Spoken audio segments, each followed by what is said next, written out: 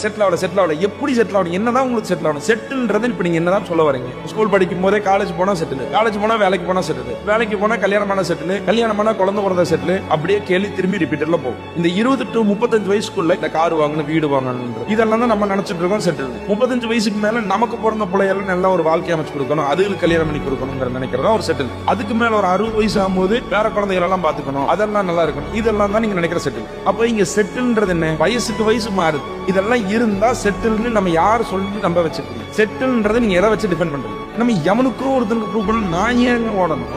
அட எவனோ கொடுத்த ஒரு அவமரியாதைக்கும் எவனோ சொன்ன ஒரு வார்த்தைக்கும் யார் முன்னாடியோ ப்ரூவ் பண்றதுக்கும் ஓடிக்கிட்டே இருக்கும். ஏன் ஓடுறோம், எதுக்கு ஓடுறோம், யாருக்கு ஓடுறோம் எதுக்குமே தெரியாம கண்மூடித்தனமா ஓடி ஓடி ஓடி ஓடி ஓடி கடைசியில் ஸ்ட்ரெஸ் ஆகி டிப்ரெஷன் ஆகி மண்டைக்குள்ள ஏறி உட்காந்துக்கிறோம். செட்டில் ஆனாதான் வாழ்க்கைனா நீங்க செட்டில் ஆவீங்க.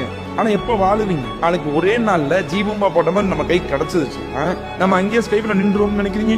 அடுத்து என்ன அப்படின்னு இந்த மானக்கட்ட மனசு தோணாது. சின்னதுல இருந்து பெருசு வரைக்கும் செட்டில் ஆகிறது மட்டும்தான் யோசிக்கிறோம். ஒன்று புரிஞ்சுக்க, இங்க வந்து செட்டில்னு ஒண்ணு கிடையவே கிடையாது. இங்க ஏஜுக்கு தகுந்த அப்படி லெவல மட்டும் தான் நடக்கும். நம்மளை தற்காத்துக்கிறதுக்கு நமக்காக வாழ்றதுக்கு சம்பாரிச்சா பரவாயில்ல. இங்க நம்ம யாருமே சம்பாதிக்கிறதுக்காக தான் வாழ்றோம், வாழ்றதுக்காக சம்பாதிக்கிறதே கிடையாது.